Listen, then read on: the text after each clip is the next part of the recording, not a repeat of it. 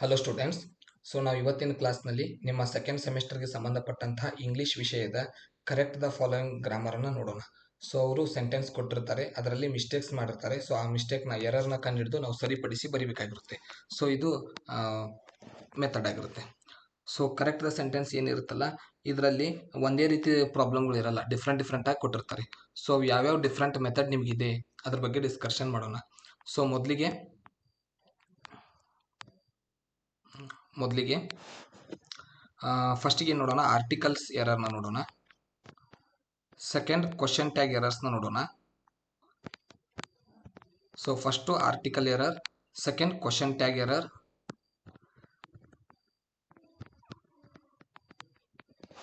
Next helping ವರ್ಬ್ಸ್ನಲ್ಲಿರುವಂಥ errors.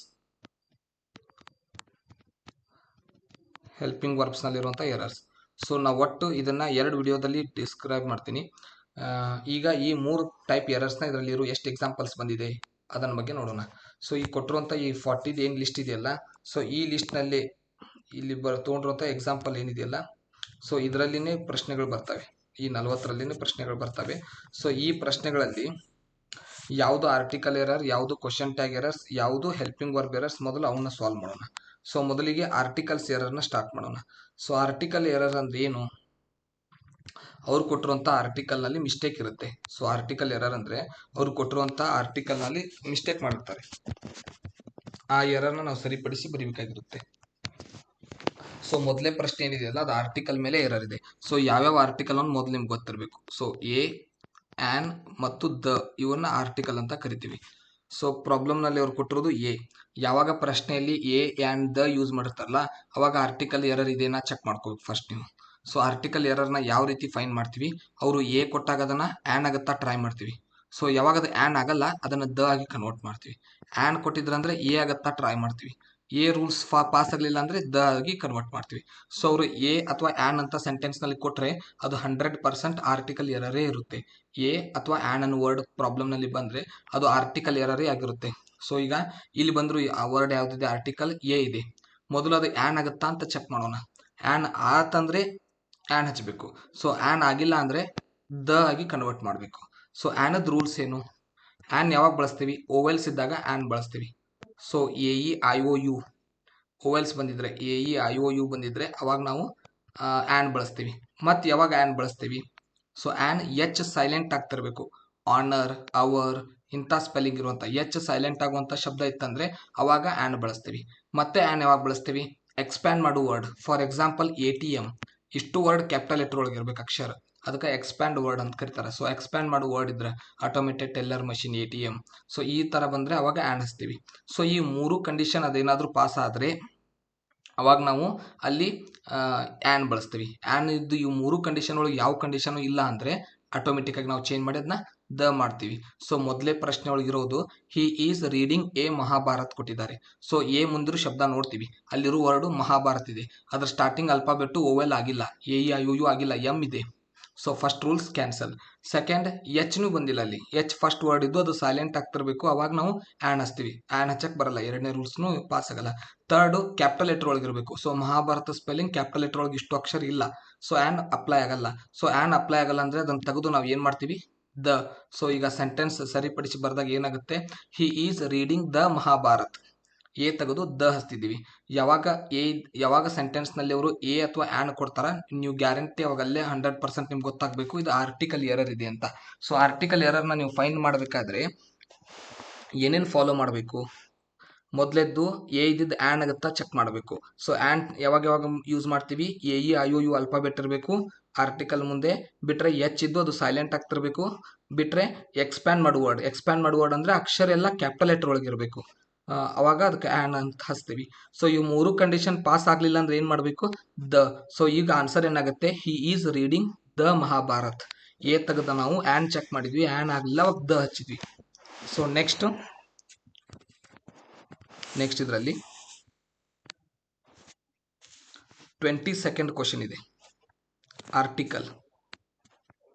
22nd question article ಬಂದಿದೆ.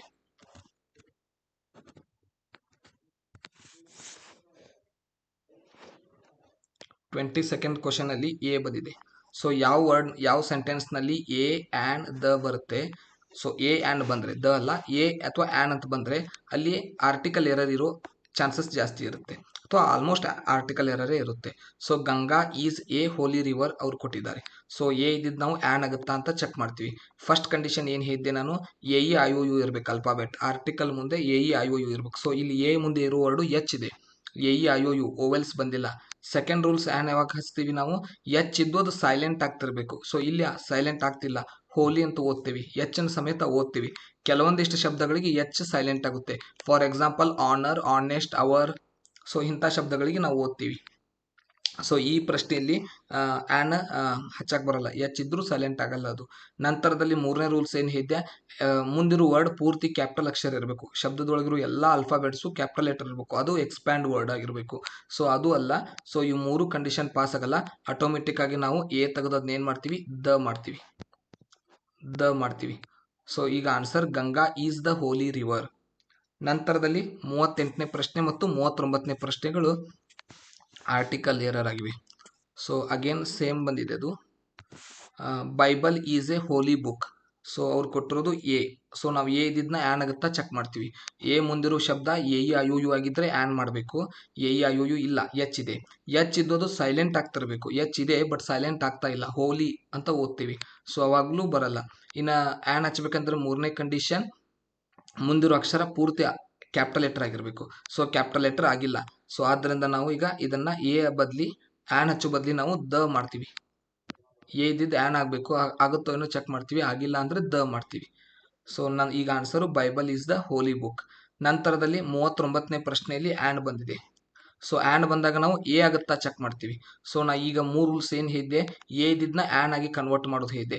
A ಇದ್ದಿದ್ದನ್ನ ಯಾವಾಗ ಆ್ಯನ್ ಕನ್ವರ್ಟ್ ಮಾಡ್ತೀವಿ, A E I O U vowels ಬಂದಾಗ ಎಚ್ ಇದ್ದು ಅದು ಸೈಲೆಂಟ್ ಆಗ್ತಿತ್ತಂದರೆ, ಅಥವಾ ಅದ್ರ ಮುಂದಿರೋ ಅಕ್ಷರ ಪೂರ್ತಿ ಕ್ಯಾಪಿಟಲ್ ಲೆಟರ್ ಇದ್ದರೆ, M L A, SEBI, S C B I, SEBI, A T M, ಈ ರೀತಿ ಕ್ಯಾಪಿಟಲ್ ಅಕ್ಷರ ಇದ್ದರೆ ಅವಾಗ ಆ್ಯನ್ ಹಚ್ತೀವಿ. ಸೊ ಮೂರು ಕಂಡೀಷನ್ ಬರಲಾರ್ದಾಗ ನಾವು ದ ಹಚ್ತಿದ್ವಿ. ಅದೇ ರೀತಿ ಅವ್ರು ಯಾವಾಗ ಆ್ಯನ್ ಕೊಟ್ಟಿರ್ತಾರೆ ನಾವು ಎ ಕಂಡೀಷನ್ ಚೆಕ್ ಮಾಡ್ತೀವಿ. ಎ ಕಂಡೀಷನ್ ಪಾಸ್ ಆದರೆ ಎ ಹಚ್ತೀವಿ, ಕಂಡೀಷನ್ ಪಾಸ್ ಆಗಿಲ್ಲ ಅಂದರೆ ದ ಹಚ್ತೀವಿ.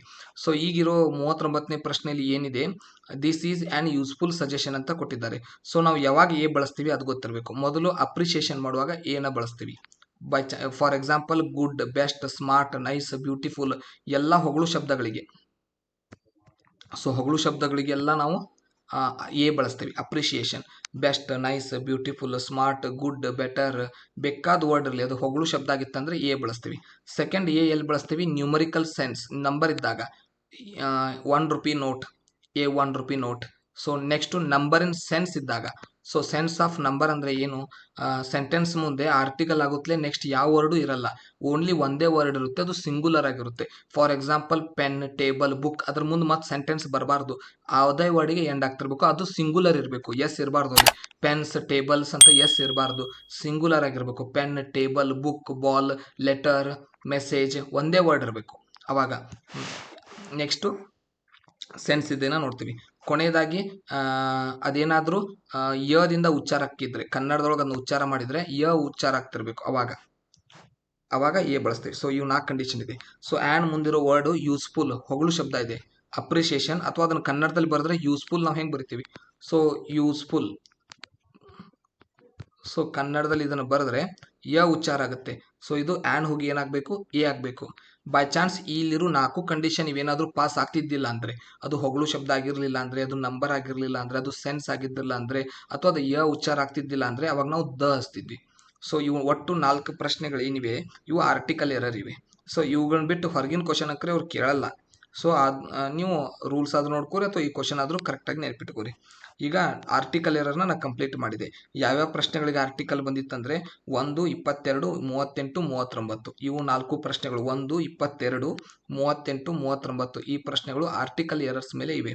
ಆರ್ಟಿಕಲ್ ಎರರ್ಸ್ನ ನೀವು ಕ್ವಶನ್ ಪೇಪರ್ನಲ್ಲಿ ಫೈಂಡ್ ಮಾಡೋದು ಹೇಗೆ ಅಂದರೆ, ಎ ಅಥವಾ ಆ್ಯನ್ ಅಂತ ಬಂದಿದ್ದರೆ, ಎ ಆ್ಯಂಡ್ ಬಂದಿತ್ತಂದರೆ ಅದು ಆರ್ಟಿಕಲ್ ಎರರೇ ಆಗಿರುತ್ತೆ. ಎ ಕೊಟ್ಟಿದ್ರೆ ಅದನ್ನ ಆ್ಯಂಡ್ ಬದಲಾಯಿಸಕ್ಕೆ ಪ್ರಯತ್ನ ಮಾಡಬೇಕು, ಅದು ರೂಲ್ಸ್ ಕಂಡೀಷನ್ ಪಾಸ್ ಆಗಿಲ್ಲ ಅಂದರೆ ದ ಹಚ್ಚಬೇಕು. ಆ್ಯನ್ ಕೊಟ್ಟಾಗ ಅವರು ಎ ಮಾಡೋಕ್ಕೆ ಪ್ರಯತ್ನ ಮಾಡಬೇಕು, ಎ ಕಂಡೀಷನ್ ಆಗಿಲ್ಲ ಅಂದರೆ ದ ಹಚ್ಚಬೇಕು. ಸೊ ಇದನ್ನು ನಾವು ನೆನ್ಪಿಟ್ಕೊತೀವಿ. ನೆಕ್ಸ್ಟ್ನಲ್ಲಿ ನಾನು ಏನು ಹೇಳಿದ್ದೆ, ಸೆಕೆಂಡ್ನಲ್ಲಿ ನಿಮ್ಗೆ ಹೆಲ್ಪಿಂಗ್ ವರ್ಬ್ ಎರರ್ಸ್ನ ಹೇಳ್ತೀನಿ ಅಂತ ಹೇಳಿದೆ. So second question tag errors. So okay, question tag ಎರರ್ಸ್ನ ಸ್ಟಾರ್ಟ್ ಮಾಡೋಣ. ಸೊ ಕ್ವಶನ್ ಟ್ಯಾಗ್ ಬಗ್ಗೆ ನಿಮ್ಗೆ ಮೀಡಿಯಮ್ ನಾಲೆಜ್ ಇದೆ ಅಂತ ಅಂದ್ಕೊಂಡಿದ್ದೀನಿ. ಕ್ವಶನ್ ಟ್ಯಾಗ್ ಎರರ್ಸ್ ಯಾವ ರೀತಿ ಫೈಂಡ್ ಮಾಡ್ತೀವಿ ಅಂದರೆ, ಈಗ ಇದರಲ್ಲಿ ಎಕ್ಸಾಂಪಲ್ 18ನೇ ಎಕ್ಸಾಂಪಲ್ ಕ್ವಶನ್ ಟ್ಯಾಗ್ ಎರರ್ ಆಗಿದೆ. So 18th problem question tag error ಆಗಿದೆ. ಸೊ ಅವರು ಕ್ವಶನ್ ಮಾರ್ಕ್ ಕೊಟ್ಟಿದ್ರೆ, ಕ್ವಶನ್ ಮಾರ್ಕ್ ಕೊಟ್ಟಿದ್ರೆ ಅವರು, ಅದು ಕ್ವಶನ್ ಟ್ಯಾಗ್ ಎರರ್ ಆಗಿರುತ್ತೆ. So question tag error rules ಏನಿರುತ್ತೆ, ಕ್ವಶನ್ ಟ್ಯಾಗ್ ರೂಲ್ಸ್ ಏನಂದ್ರೆ helping verb not subject. So ಇದು ಫಾರ್ಮ್ಯಾಟ್ ಆಗಿರುತ್ತೆ. ಯಾವ ಹೆಲ್ಪಿಂಗ್ ವರ್ಬ್ ಅಂದರೆ ನಾವು ಬಳಸೋ ಆ್ಯಮು, ಈಸು, ವಾಸು, ಆರು, ವೇರು, ಸೆಕೆಂಡ್ ವರ್ಡ್ ಏನಿರುತ್ತಲ್ಲ ಕ್ವಶನ್ ಅಲ್ಲಿ, ಅದಕ್ಕೆ ಹೆಲ್ಪಿಂಗ್ ವರ್ಬ್ ಅಂತ ಕರಿತೀವಿ. ಸೊ ಆ ಹೆಲ್ಪಿಂಗ್ ವರ್ಬ್ ಬರಬೇಕು. ನೆಕ್ಸ್ಟ್ ನಾಟ್, ಸೆಂಟೆನ್ಸು ಪಾಸಿಟಿವ್ ಒಳಗಿದ್ದಾಗ ನಾವು ನೆಗೆಟಿವ್ ಒಳಗೆ ನಾಟ್ ಹಚ್ತೀವಿ, ನೆಗೆಟಿವ್ ಮಾಡ್ಕೊತೀವಿ. ಸಬ್ಜೆಕ್ಟ್ ಅಂದ್ರೆ ಏನು, he, she, it, we, you, they, I, 7 subject ಇವೆ. He, she, it, we, you, they, I. We, you, he, she, it, we, you, they, I. So ಇವಿಷ್ಟೇನಿದೆಯಲ್ಲ 7, ಇವಕ್ಕೆ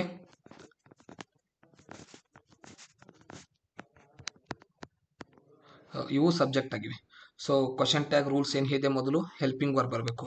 ಮೊದಲೇಕ ಅವ್ರು ಏನು ಸೆಂಟೆನ್ಸ್ ಕೊಟ್ಟಿರ್ತಾರಲ್ಲ ಕಾಮ ಮಠ, ಅಲ್ಲಿ ಮಠನೂ ಅದೇನು ಎರರ್ ಇರಲ್ಲ.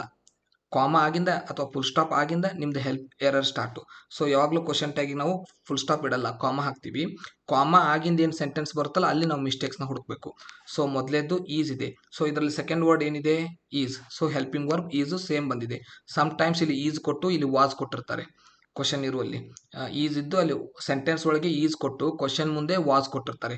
ಕ್ವಶನ್ ನಲ್ಲಿ ಈಸ್ ಕೊಟ್ಟು ಅಲ್ಲಿ ಆರ್ ಕೊಟ್ಟಿರ್ತಾರೆ. ಸೊ ಯಾವಾಗಲೂ ಎರಡನೇ ವರ್ಡ್ ಏನಿದೆ ಸೇಮ್ ಟು ಸೇಮ್ ಬರಬೇಕು ಹೆಲ್ಪಿಂಗ್ ವರ್ಬ್.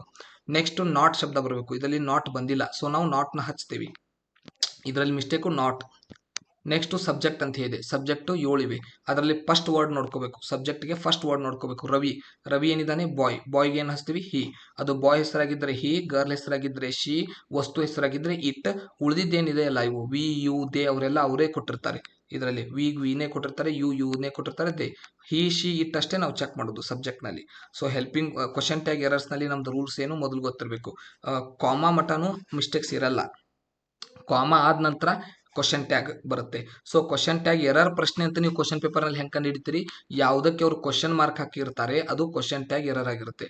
ಕ್ವಶನ್ ಮಾರ್ಕ್ ಬರೋದು ಮೊದಲೇದು ಯಾವ್ದು ಹೇಳಿದ್ದೆ, ಆರ್ಟಿಕಲ್ ಎರರ್. ಯಾವಾಗ ಪ್ರಾಬ್ಲಮ್ನಲ್ಲಿ ಎ ಅಥವಾ ಆ್ಯಂಡ್ ಕೊಡ್ತಾರೆ ಅದು question article error.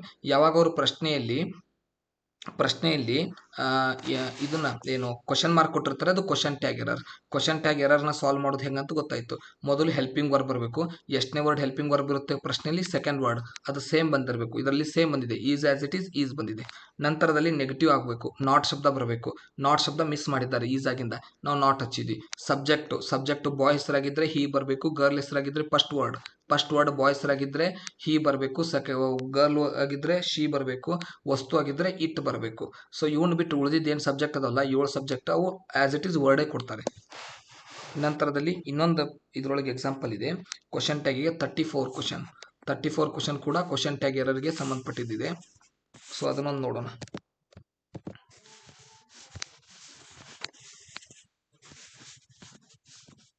34 ನಂಬರಲ್ಲಿ question tag error ಇದೆ. ಓಕೆ,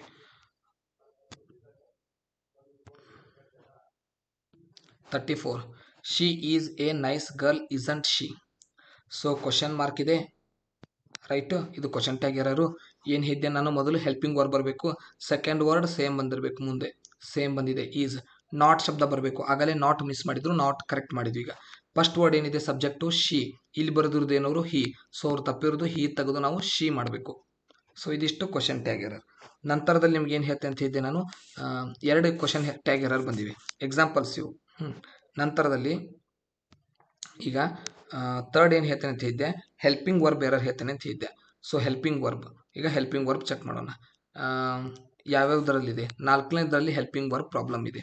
ಅವ್ರು ಏನು ಕೊಟ್ಟಿದ್ದಾರೆ, 4th ಒಂದು ಕ್ವಶನ್ ನೋಡಿ. ಈ ಕ್ವಶನಲ್ಲಿ the sceneries of Kashmir are beautiful ಅಂತ ಕೊಟ್ಟಿದ್ದಾರೆ. ಸೊ ಹೆಂಗೆ ಕಂಡುಹಿಡಿದು ಇದು ಹೆಲ್ಪಿಂಗ್ ವರ್ಬ್ ಎರರ್ ಅಂತ, ಯಾವ ಸೆಂಟೆನ್ಸ್ನಲ್ಲಿ ಈಸ್ ಬರುತ್ತೆ, ಆರ್ ಬರುತ್ತೆ, ಹ್ಯಾವ್ ಬರುತ್ತೆ, ಅಥವಾ ಒಮ್ಮೊಮ್ಮೆ ಹ್ಯಾಸು ಕೊಡ್ಬೋದು. ಸೊ ಈ ಮೂರು ಶಬ್ದ ಬರೋ ಸೆಂಟೆನ್ಸು ಹೆಲ್ಪಿಂಗ್ ವರ್ಬ್ ಎರರ್ ಆಗಿರುತ್ತೆ. ಈಸ್ನ ನಾವು ತೆಗೆದು ವಾಸ್ ಮಾಡಬೇಕು, ಬಿಟ್ಟರೆ ಈಸ್ನ ತೆಗೆದು ನಾವು ಆರ್ ಮಾಡಬೇಕು. ಒಮ್ಮೊಮ್ಮೆ ಏನು ಮಾಡಿರ್ತಾರೆ, ಆರ್ ಕೊಟ್ಟಿರ್ತಾರೆ, ಅದನ್ನು ತೆಗೆದು ನಾವು ವೇರ್ ಮಾಡಬೇಕು. ಸೊ ಒಮ್ಮೊಮ್ಮೆ ವೇರ್ ಬಿಟ್ಟು ಅದನ್ನು ಈಸ್ ಮಾಡೋ ಪರಿಸ್ಥಿತಿ ಬರುತ್ತೆ. ಹ್ಯಾವ್ ಕೊಟ್ಟಿರ್ತಾರಲ್ಲ ಅದನ್ನು ನಾವು ಹ್ಯಾಡ್ ಮಾಡಬೇಕು. ಒಮ್ಮೊಮ್ಮೆ ಹ್ಯಾಸ್ ಕೊಟ್ಟಿರ್ತಾರೆ ಅದನ್ನು ಹ್ಯಾವ್ ಮಾಡೋ ಪರಿಸ್ಥಿತಿ ಬರುತ್ತೆ. ಸೊ ಯಾವ ರೀತಿ ಕಂಡುಹಿಡಿಯೋದು? ನಾ ಏನು ಹೇಳಿದೆ ಮೊದಲು, ಸೆಂಟೆನ್ಸ್ನಲ್ಲಿ ಈಸ್, ಆರ್, ಹ್ಯಾವ್ ಯಾವುದಾದ್ರೂ ವರ್ಡ್ ಬಂದಿದೆಯಾ ಚೆಕ್ ಮಾಡೋದು. ಸೊ ಫೋರ್ತ್ನಲ್ಲಿ ನೋಡಿ ಆರ್ ಬಂದಿದೆ. ಸೊ ಆರ್ನ ಚೇಂಜ್ ಮಾಡಿ ನಾವು ಏನು ಮಾಡಬೇಕು? ವೇರ್ ಯಾವಾಗ ಮಾಡಬೇಕು? ಅದರ ಮುಂದಿರೋ ಶಬ್ದ ವರ್ಬು V3 ಒಳಗಿರಬೇಕು. For example make made, bring brought, catch caught, past tense V3 ಇರಬೇಕು ವರ್ಬ್. ಇದರೊಳಗೆ ಬ್ಯೂಟಿಫುಲ್ ಅಂತಿದೆ, ವರ್ಬ್ ಪಾಸ್ಟ್ ಟೆನ್ಸ್ ಒಳಗಿಲ್ಲ. ಅದರ ಅರ್ಥ ನಾವು ಆರ್ನ ವೇರ್ ಮಾಡಲ್ಲ, ಅದ್ರ ಬದಲಿ ಈಸ್ ಮಾಡ್ತೀವಿ. ಸೊ ಕಾಶ್ಮೀರ್ ಅನ್ನೋದು ಭಾಳಷ್ಟಿಲ್ಲ, ಒಂದೇ ಇದೆ Kashmir. So Kashmir is beautiful, ಅಲ್ಲಿ ಏನಾಗಿದೆ, ಕಾಶ್ಮೀರ್ ಆರ್ ಬ್ಯೂಟಿಫುಲ್ ಆಗಿದೆ. ಸೊ ಇದು ಹೆಲ್ಪಿಂಗ್ ವರ್ಬ್. ಮೊದಲು ನೀವು ಹೆಲ್ಪಿಂಗ್ ವರ್ಬ್ ಪ್ರಾಬ್ಲಮ್ ಇದೆ ಅಂತ ಕಂಡುಹಿಡಿದು ಗೊತ್ತಾಗಬೇಕು. ಯಾವ ರೀತಿ ಅಂಡರ್ಸ್ಟ್ಯಾಂಡ್ ಮಾಡ್ಕೊತೀವಿ ಅಂದರೆ, ಯಾವ ಸೆಂಟೆನ್ಸ್ನಲ್ಲಿ ಈಸ್, ಆರ್, ಹ್ಯಾವ್ ಅಥವಾ ಹ್ಯಾಸ್ ಬರುತ್ತೆ ಅವು ಹೆಲ್ಪಿಂಗ್ ವರ್ಬ್ ಎರರ್ ಇರುತ್ತೆ. ಸೊ ಹೆಲ್ಪಿಂಗ್ ವರ್ಬ್ ಎರರ್ನ ಹೇಗೆ ಸರಿಪಡಿಸೋದು? ಅವರು ಈಸ್ ಕೊಟ್ಟಿದ್ರೆ ಅದು ವಾಸ್ ಆಗುತ್ತಾ ಟ್ರೈ ಮಾಡೋದು. ವಾಸ್ ಇಲ್ಲಪ್ಪ ಅಂದರೆ ಆರ್ ಹಚ್ಚಬೇಕು.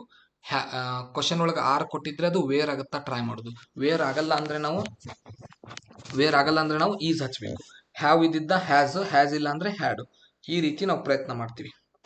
ಸೊ ಈಗ next example helping verb error ಮೇಲೆ 10th ಕ್ವಶನ್ ಇದೆ. ಹೆಲ್ಪಿಂಗ್ ವರ್ಬ್ ಎರರ್ ಮೇಲೆ ಸೊ ಹೆಲ್ಪಿಂಗ್ ವರ್ಬ್ ಎರರ್ ಮೇಲೆ 10th ಕ್ವಶನ್ ಇದೆ. Each of the students are given free laptop. So 10th question ನಲ್ಲಿ ಏನು ಬಂದಿದೆ? 10th ಕ್ವಶನ್ ಇದರಲ್ಲಿ ಏನು ಬಂದಿದೆ? ಆರ್ ಬಂದಿದೆ. ಸೊ ನಾವು ಆರ್ ಆಗಲೇ ರೂಲ್ಸ್ ಏನಿದೆ, ಆರ್ ಇದ್ದಿದ್ದು ವೇರ್ ಆಗುತ್ತಾ ಫಸ್ಟ್ ಚೆಕ್ ಮಾಡೋದು. ವೇರ್ ಆಗಲ್ಲ ಅಂದ್ರೆ ಅದಕ್ಕೆ ಈಸ್ ಹಚ್ಚಬೇಕು. ವೇರ್ ಯಾವಾಗ ಆಗುತ್ತೆ? ಅದ್ರ ಮುಂದಿರೋ ವರ್ಡ್ ಪಾಸ್ಟ್ ಟೆನ್ಸ್ ಇರಬೇಕು. ಇದೆ ಇದರಲ್ಲಿ, ಹಿಂದಿನಲ್ಲಿ ಇದ್ದಿದ್ದಿಲ್ಲ, ಬ್ಯೂಟಿಫುಲ್ ಅಂತ ಇತ್ತು ಆರ್ ಮುಂದೆ. ಸೊ ಅವಾಗ ನಾನು ಆರ್ನ ವೇರ್ ಮಾಡಲಿಲ್ಲ, ಈಸ್ ಮಾಡಿದ್ದೆ. ಈಗ ಆರ್ನ ಏನು ಮಾಡ್ತೀನಿ? ವೇರ್, ಪಾಸ್ಟ್ ಟೆನ್ಸ್ ಇದೆ ತಾನೆ, ಅದಕ್ಕೆ ವೇರ್ ಮಾಡ್ತೀವಿ. WERE, were. Each of students were given free laptop. So ಆ ವರ್ಡ್ ಮುಂದಿರೋ ಶಬ್ದ ಅದೇನಾದ್ರೂ ಗಿವನ್ ಬದ್ಲಿ ಇಲ್ಲಿ ಗಿವ್ ಅಂತ ಅಷ್ಟೇ ಇತ್ತಂದ್ರೆ ನಾವು ಈಸ್ ಹಚ್ತಿದ್ವಿ. ಯಾವಾಗದು ಪಾಸ್ಟ್ ಟೆನ್ಸ್ ಇರುತ್ತೆ ವೇರ್, ಪಾಸ್ಟ್ ಟೆನ್ಸ್ ಇರಲ್ಲ ಅವಾಗ ಈಸ್. ಇದು ಆರ್ನ ಸಾಲ್ವ್ ಮಾಡೋ ಮೆಥಡ್ ಆಯ್ತು. ಈಗ next example 13th question, same question tag error ಇದೆ. ಅದು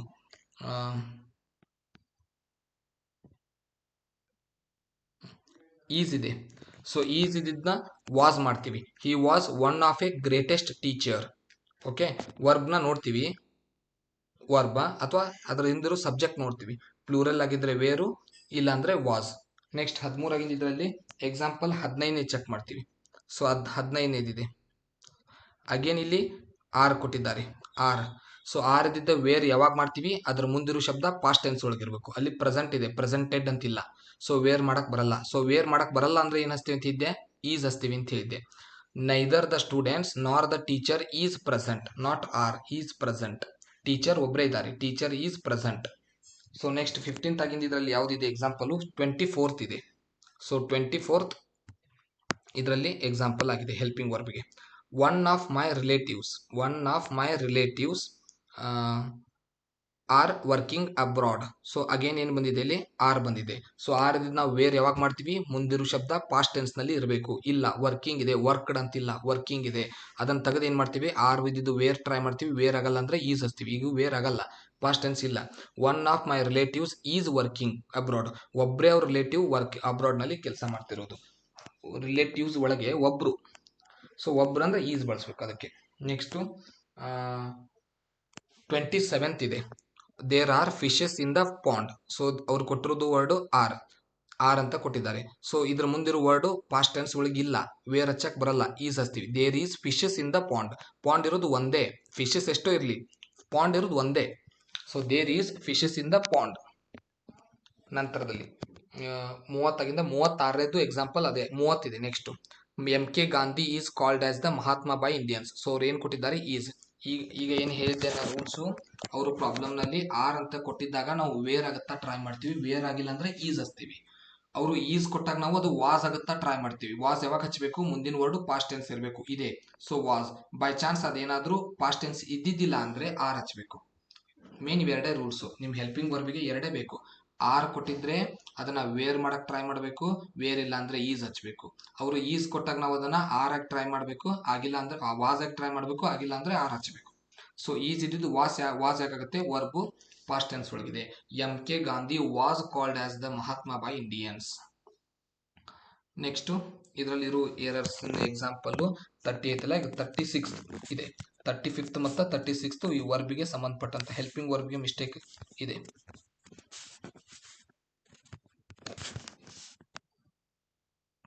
ಓಕೆ, ನೆಕ್ಸ್ಟ್ 35 ಮತ್ತು 36. ಸೊ ಇದರಲ್ಲಿ ಏನು ಬಂದಿದೆ, ಹ್ಯಾಸ್ ಬಂದಿದೆ. ಸೊ ಅವರು ಹ್ಯಾಸ್ ಕೊಟ್ಟರೆ ನಾವು ಅದನ್ನ ಏನಕ್ಕೆ ಕನ್ವರ್ಟ್ ಮಾಡಕ್ಕೆ ಟ್ರೈ ಮಾಡ್ತೀವಿ, ಹ್ಯಾಡ್. ಯಾವಾಗ ಹ್ಯಾಡ್ ಆಗುತ್ತೆ ಅದ್ರ ಮುಂದಿರೋ ವರ್ಡ್ ವರ್ಬು ಪಾಸ್ಟ್ ಟೆನ್ಸ್ ಒಳಗಿರ್ಬೇಕು. ಸೊ ಅದ್ರ ಮುಂದಿರೋ ವರ್ಡ್ ಅದೇನು ಪಾಸ್ಟ್ ಟೆನ್ಸ್ ಇಲ್ಲ, ಅವಾಗ ಏನು ಮಾಡ್ತೀವಿ, ಹ್ಯಾವ್ ಆಗಿ ಕನ್ವರ್ಟ್ ಮಾಡ್ತೀವಿ. ಈಗ ಹ್ಯಾವ್ ಆಗಿ ಕನ್ವರ್ಟ್ ಮಾಡಬೇಕು. ಸೊ ಹ್ಯಾಸ್ ಇದ್ದಿದ್ದು ಚೇಂಜ್ ಆಗಿ ಏನಾಗಬೇಕು, ಹ್ಯಾವ್ ಆಗಬೇಕು. So they have been waiting for bus. ನಂತರದಲ್ಲಿ 36ನೇದು, ಇದರಲ್ಲಿ ಆರ್ ಬಂದಿದೆ. ಸೊ ಆರ್ ಇದ್ದಿದ್ದನ್ನ ನಾವು ಏನಾಗಿ ಟ್ರೈ ಮಾಡ್ತೀವಿ, ವೇರ್ ಆಗಿ ಟ್ರೈ ಮಾಡ್ತೀವಿ. ಆರ್ ಕೊಟ್ಟಿದ್ರೆ ಅದನ್ನ ವೇರ್ ಆಗಿ ಟ್ರೈ ಮಾಡ್ತೀವಿ. ವೇರ್ ಯಾವಾಗ ಆಗುತ್ತೆ, ಮುಂದಿರೋ ವರ್ಡ್ ಪಾಸ್ಟ್ ಟೆನ್ಸ್ ಇದ್ದಾಗ. ಇಲ್ಲ ಅಂದ್ರೆ ಏನ್ ಮಾಡ್ತೀವಿ, ಈಸ್ ಬರ್ದಿಡ್ತೀವಿ. ಸೊ ಆರ್ ಇದ್ದಿದ್ದೀಗ ಈಸ್ ಆಗಬೇಕು, ಯಾಕಂದ್ರೆ ಮುಂದಿರೋ ವರ್ಡ್ ಬ್ಯೂಟಿಫುಲ್ ಇದೆ, ಅದೇನು ಪಾಸ್ಟ್ ಟೆನ್ಸ್ ಒಳಗೆ ಇಲ್ಲ. ಸೊ ಆರ್ ಇದ್ದಿದ್ದು ಈಸ್ ಆಗುತ್ತೆ. The sceneries of Ooty is beautiful. Ooty ಒಂದೇ ಇದೆ, ಸೊ ಆದ್ರಿಂದ ಈಸ್ ಸಿಂಗುಲರ್ ಹೆಲ್ಪಿಂಗ್ ವರ್ಬ್ ಬರಬೇಕಲ್ಲಿ. ನಂತರದಲ್ಲಿ ಆಯ್ತು, ಇವಿಷ್ಟೇನು ಎಕ್ಸಾಂಪಲ್ ಇದೆಯಲ್ಲ, ಇವು ನಿಮ್ಮ ಹೆಲ್ಪಿಂಗ್ ವರ್ಬ್ ಎರರ್ಗೆ ಸಂಬಂಧಪಟ್ಟಿದ್ದಾಗಿವೆ. ಸೊ ನಾವು ಒಟ್ಟಿಗೆ ಎಷ್ಟು ಪ್ರಶ್ನೆನ ಸಾಲ್ವ್ ಮಾಡಿದೆ ಅಂದ್ರೆ 15, ಇದ್ರೊಳಗಿನ 15 ಪ್ರಾಬ್ಲಮ್ಸ್ನ ಸಾಲ್ವ್ ಮಾಡಿದ್ದೀನಿ. 4 ಆರ್ಟಿಕಲ್ ಎರರ್ ಇವೆ, 2 ಕ್ವಶನ್ ಟ್ಯಾಗ್ ಎರರ್ಸ್ ಇವೆ. ಉಳಿದಿದ್ದೆಲ್ಲ ಪ್ರಾಬ್ಲಮ್ 15ರಲ್ಲಿ 9 ಹೆಲ್ಪಿಂಗ್ ವರ್ಬ್ ಎರರ್ಗೆ ಸಂಬಂಧಪಟ್ಟಿದೆ. ಹೆಲ್ಪಿಂಗ್ ವರ್ಬ್ ಅಂದ್ರೆ ಏನು ದೊಡ್ಡ ಸಮಸ್ಯೆ ಅಲ್ಲ, ನೀವು ನೆನ್ಪಿಟ್ಕೋಬೇಕಾಗಿರೋದು ಇಷ್ಟೇ. ಅವರು ಪ್ರಾಬ್ಲಮ್ನಲ್ಲಿ ಈಸ್ ಕೊಟ್ಟಿದ್ರೆ, ಆರ್ ಕೊಟ್ಟಿದ್ರೆ ಅಥವಾ ಹ್ಯಾವ್ ಕೊಟ್ಟಿದ್ರೆ, ಈಸು ಆರು ಹ್ಯಾವ್ ಇವನು ಕೊಟ್ಟಿದ್ರೆ ನೀವು ಏನಾಗಿ ಟ್ರೈ ಮಾಡಬೇಕು, ಒಂದು ಈಸ್ನ ವಾಸ್ ಆಗಿ, ಆರ್ನ ವೇರ್ ಆಗಿ, ಹ್ಯಾವ್ನ ಹ್ಯಾಡ್ ಆಗಿ ಟ್ರೈ ಮಾಡಬೇಕು. ಸೊ ಅದು ಹೆಂಗೆ ಗೊತ್ತಾಗುತ್ತೆ, ಅವ್ರು ಕೊಟ್ಟರು ಈ ಹೆಲ್ಪಿಂಗ್ ವರ್ಬ್ ಏನಿದೆಯಲ್ಲ, ಈ ಹೆಲ್ಪಿಂಗ್ ವರ್ಬ್ ಮುಂದಿರೋ ವರ್ಡು ಪಾಸ್ಟ್ ಟೆನ್ಸ್ ಒಳಗಿರಬೇಕು. ಅವಾಗ ಇಲ್ಲಿ ಬರ್ದನಲ್ಲ ಅವನು ಬರಿತೀವಿ. ಅದು ಯಾವಾಗ ಇರಲ್ಲ, ಪಾಸ್ಟ್ ಟೆನ್ಸ್ ಇರಲ್ಲ, ವಾಸ್ ಈಸ್ ತೆಗೆದು ನಾವು ಅದನ್ನ ಆರ್ ಮಾಡಬೇಕು, ಆರ್ ತೆಗೆದು ನಾವು ಅದನ್ನ ಈಸ್ ಮಾಡಬೇಕು, ಹ್ಯಾಡ್ ತೆಗೆದು ನಾವು ಅದನ್ನ ಹ್ಯಾಸ್ ಮಾಡಬೇಕು.